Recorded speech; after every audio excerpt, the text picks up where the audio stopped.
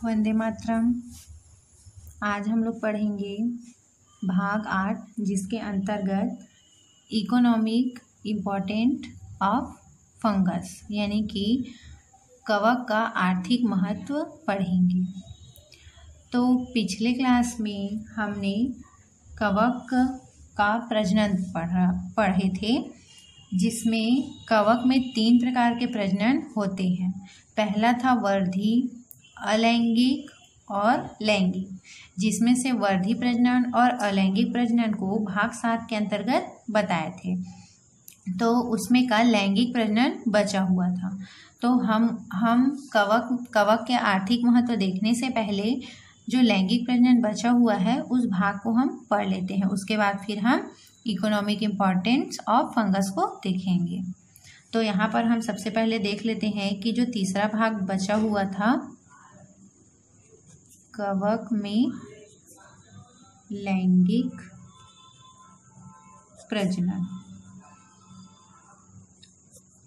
तो कवक में जो लैंगिक प्रजनन होता है वह संयुग्मन के माध्यम से होता है।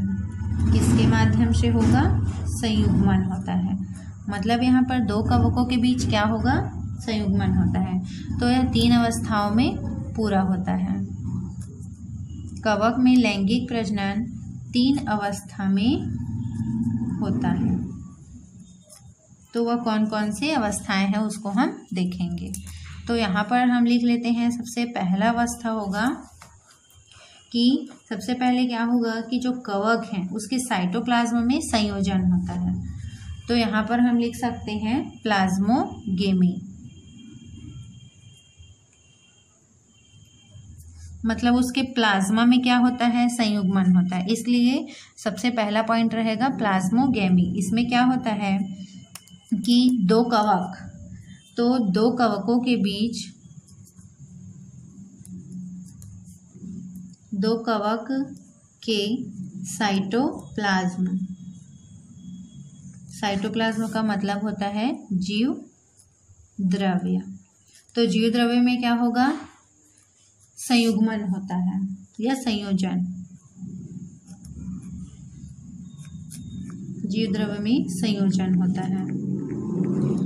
तो जब सबसे पहले क्या होगा? लैंगिक प्रजनन के अंतर्गत 2 कवकों का आपस में उनके जीव द्रव्य क्या होंगे? संयोजन, मतलब संयुग्मित होंगी।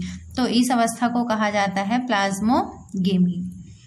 उसके बाद दूसरा अवस्था होता है कैरियोगेमी।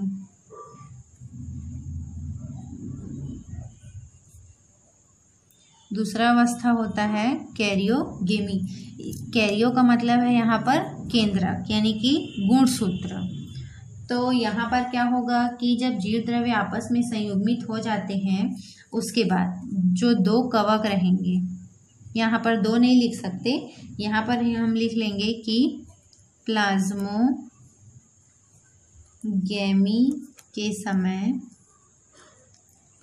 के समय क्या हुआ रहता है? 2 कवक का जो जीव द्रव्य है वो संयुग्मित होता है।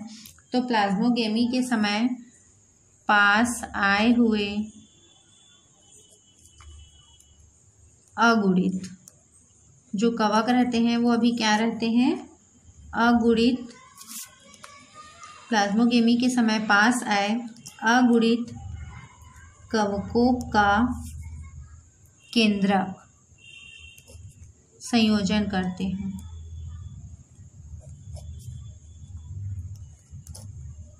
क्या करते हैं? जब कवक क्या हो जाते हैं? पास आकर उसके जो जीव द्रव्य हैं वो संयुग्मित हो जाते हैं। उसके बाद जीव द्रव्य जब संयुग्मित होंगे तो उसका जो केंद्रक होता है दोनों का वो भी क्या होंगे? संयुग्मित होंगे। तो इस अवस्था को कहा जाता है कैरियोगेमी।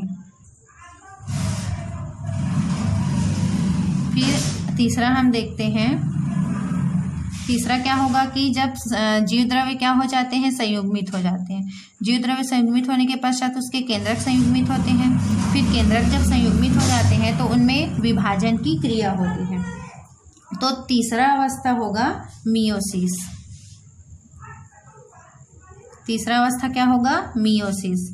तो इसको हिंदी में कहा जाता है अर्धसूत्रण। हिंदी में इसको कहा जाता है अर्धसूत्रण। और इसको कहा जाता है कैरियोगेमी को केंद्रक संयोजन। प्लाज्मोगेमी को कहा जाता है जीवद्रव्य या साइटोप्लाज्म संयोजन। तो मियोसिस में क्या होता है, तो अर्धसूत्रण में क्या होता है कि जब अगुणित जो कवक होते हैं, जब उसके केंद्रक आपस में संयोजित हो जाते हैं तो वह द्विगुणित हो जाता है। द्विगुणित होने के पश्चात उसमें क्या होगा, विभाजन होता है। तो उस अवस्था को कहा जाता है अर्धसूत्रण। तो अर्धसूत्रण में जो द्विगुणित कवक होते हैं वह विभाजित होकर युग्मकोद्भिद यानी कि गैमेटोफाइट का निर्माण कर लेते हैं और यही क्या होता है, नए कवक बनते हैं। तो यदि हम इसको एक अगर चित्र से समझते हैं तो जैसे कि ये क्या है, कवक है, ये क्या है, कवक है और ये दूसरा कवक है, इस तरीके से। तो सबसे पहले क्या होंगे कि इसके जो साइटोप्लाज्म है वो सबसे पहले पास आएंगे,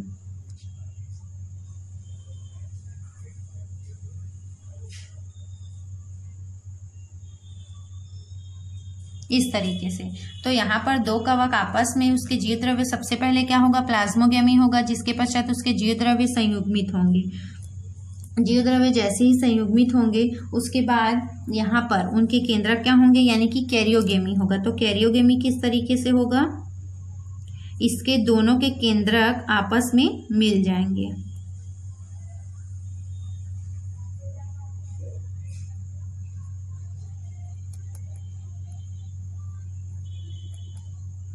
इस तरीके से। तो उनके केंद्रक क्या हो गए, यहाँ पर फ्यूज्ड हो गए। और यहाँ पर ये क्या थे, सिंगल सिंगल थे यानी कि अगुणित थे। अब ये जब इनके दोनों केंद्रक आपस में मिल गए तो ये क्या हो गए, द्विगुणित हो गए। और द्विगुणित होने के पश्चात इसमें क्या होगा, अर्धसूत्री विभाजन होता है। कौन सा विभाजन होता है, अर्धसूत्री विभाजन होता है। और अर्धसूत्री विभाजन के पश्चात इसके जो केंद्रक हैं वह संयुग्मित होकर वहां पर युग्मक का निर्माण होता है, यानी कि जाइगोट बनने लगते हैं, इस तरीके से।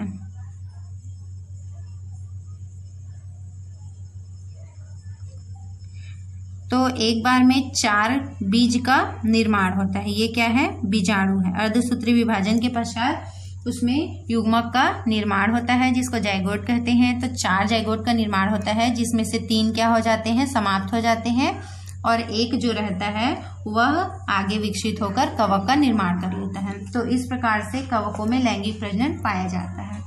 अब हम देखेंगे इकोनॉमिक इम्पोर्टेंस। अब देखते हैं इकोनॉमिक इम्पोर्टेंस ऑफ फंगस, यानी कि कवक के आर्थिक महत्व। तो कवक जो है उसके क्या क्या महत्व होते हैं, इसको हम इस टॉपिक के अंतर्गत पढ़ेंगे।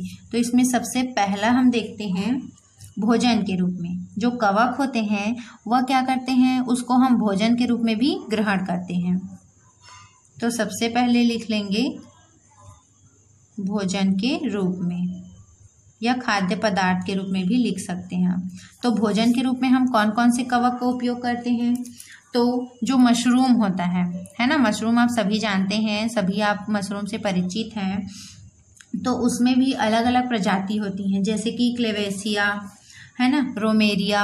तो ये सब क्या है, मशरूम है, जिसको हम क्या करते हैं, खाद्य पदार्थ के रूप में लिया जाता है। मशरूम को हम क्या करते हैं, खाद्य पदार्थ के रूप में ग्रहण करते हैं और इसमें प्रोटीन्स पाई जाती है। तो हम यहाँ पर लिख लेंगे कि कवक खाने में या भोजन में प्रयोग किया जाता है। क्या करते हैं, कवक को खाने में प्रयोग किया जाता है। तो एग्जाम्पल यदि हम देखते हैं तो इसका एग्जाम्पल है क्लेवेसिया और रोमेरिया। क्लेवेसिया और रोमेरिया क्या है, एक मशरूम है।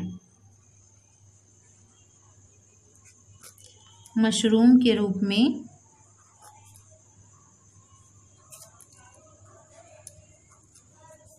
खाते हैं, हम इसको क्या करते हैं, मशरूम के रूप में खाते हैं, है ना।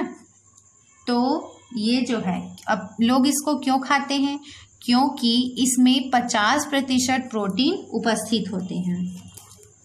तो हम यहाँ पर लिख लेंगे कि इससे 50% प्रोटीन की प्राप्ति होती है। मतलब ये एक तरीका से क्या है, हमारे लिए फायदेमंद है, हमारे शरीर को इनसे क्या मिलती है, प्रोटीन्स प्राप्त होती है। अब अगला महत्व हम देख लेते हैं औषधि के रूप में। दूसरा क्या है, औषधि के रूप में। तो कवक कैसे औषधि के रूप में उपयोग में आते हैं? तो जो कवक होते हैं, तो बहुत से ऐसे कवक हैं जिनसे क्या बनाया जाता है, एंटीबायोटिक्स दवा बनाया जाते हैं। मतलब किसी भी बीमारी को रोकने या उसको तोड़ने के लिए एंटीबायोटिक्स दवा होता है, तो वह कवक से ही बनाया जाता है। तो हम यहाँ पर लिख लेंगे कि कवकों से अनेक एंटीबॉडी या एंटीबायोटिक बनाए जाते हैं,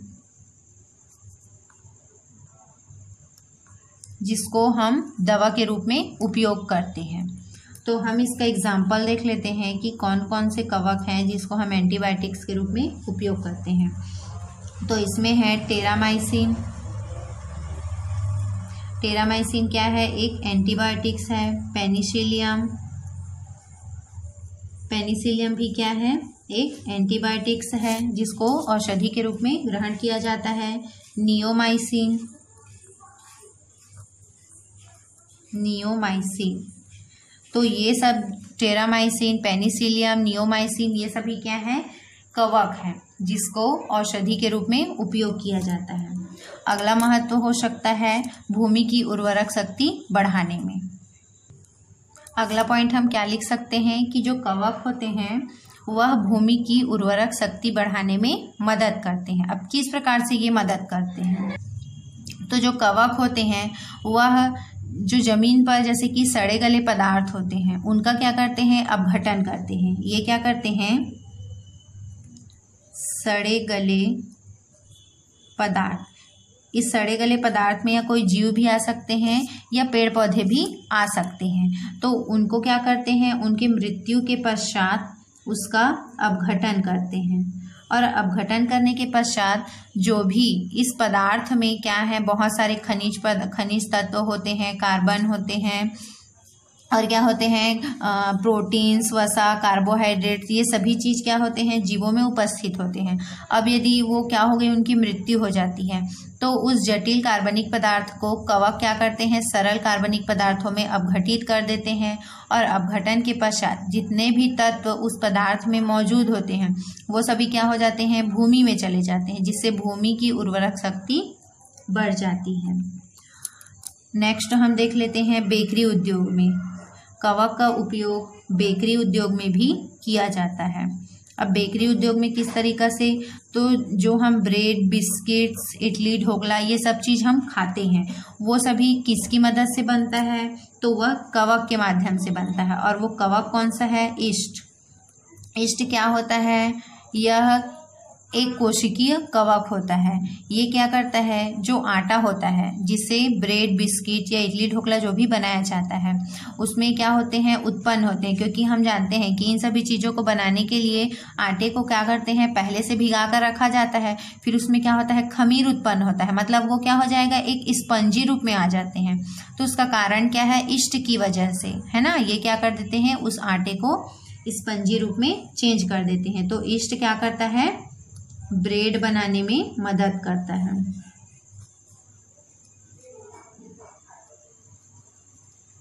ब्रेड बनाने में उपयोग होता है। ब्रेड के अलावा भी बहुत सारे हैं, केक वगैरह हैं, ये सभी चीज़ें कवक के ही माध्यम से बनाया जाता है। तो बेकरी उद्योग में क्या है, कवक हमारे लिए बहुत ही महत्वपूर्ण होता है। अगला हम इसका महत्व देख लेते हैं पनीर में। पनीर किससे बनाया जाता है, दूध से बनाया जाता है। तो दूध जो है वह कवक के माध्यम से ही पनीर का निर्माण करते हैं। तो इसमें क्या होता है कि दूध, अब दूध को पनीर में कौन चेंज करता है, तो दूध को पनीर में चेंज करने के लिए तो जो पेनिसिलियम हो गया, एस्परजिलस हो गया, ये सभी क्या है, दूध को पनीर में चेंज कर देते हैं। तो यहाँ पर हम लिख लेंगे जो दूध है वह पनीर में कैसे परिवर्तन होता है। तो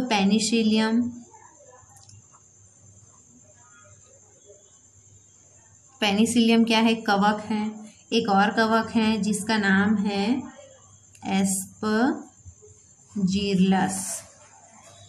एस्परजिलस और पेनिसिलियम, ये क्या करते हैं, दूध को पनीर में चेंज करते हैं। तो इस प्रकार से कवक हमारे लिए क्या है, फायदेमंद है। और अगला हम देख लेते हैं रसायनों के निर्माण में।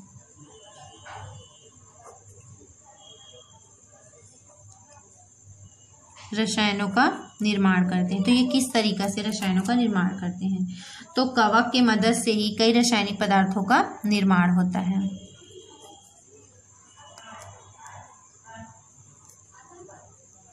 कवक के मदद से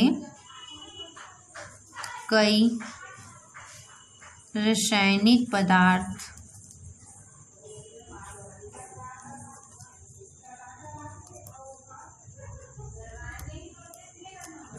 निर्माण होता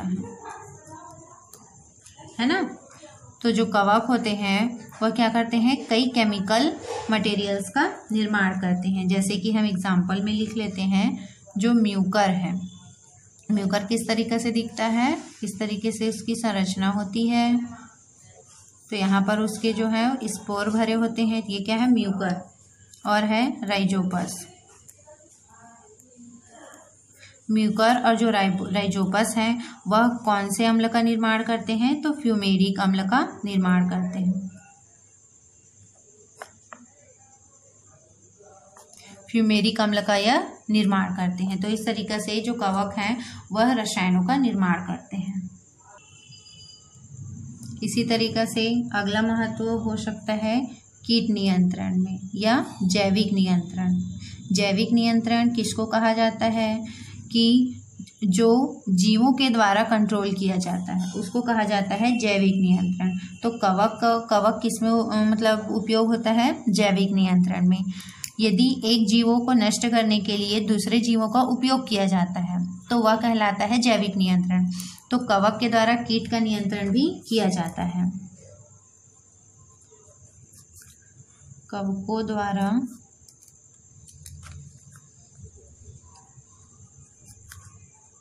कीटों का नियंत्रण किया जाता है। जैसे कि फसलों में क्या होते हैं, कीट है ना, जो फसलों को क्या करते हैं, नुकसान पहुंचाते हैं। तो ऐसे कुछ कवक होते हैं जिसकी सहायता से उन फसलों को कीटों से बचाया जा सकता है। तो कवकों द्वारा कीटों का नियंत्रण किया जाता है। यदि इन कवकों का छिड़काव कर दिया जाता है फसलों पर तो वहाँ के जो कीट हैं वह क्या हो जाते हैं, नष्ट हो जाते हैं। तो वो कवक हैं आइसेरिया,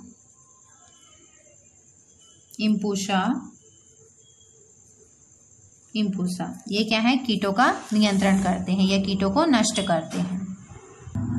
इसी तरीके से अगला महत्व हो सकता है नाइट्रोजन स्थिरीकरण में। जीवाणु का भी जब आप आर्थिक महत्व पढ़े थे तो जीवाणु भी क्या है, नाइट्रोजन स्थिरीकरण में मदद करते थे। और वो कौन सा जीवाणु था, राइजोबियम, जो क्या है, दलहनी फसलों के जड़ों पर पाया जाता था। तो यहाँ पर हम कवक पढ़ रहे हैं, तो कवक भी क्या है, नाइट्रोजन स्थिरीकरण में मदद करता है। कुछ कवक जैसे कि रोडोडेनेड्रोन, जो रोडोडेनेड्रोन कवक है वह क्या करता है, नाइट्रोजन को स्थिरीकरण करके रखता है और भूमि को अधिक नाइट्रोजन प्रदान करते हैं। तो रोडोडेनेड्रॉन ये क्या करता है,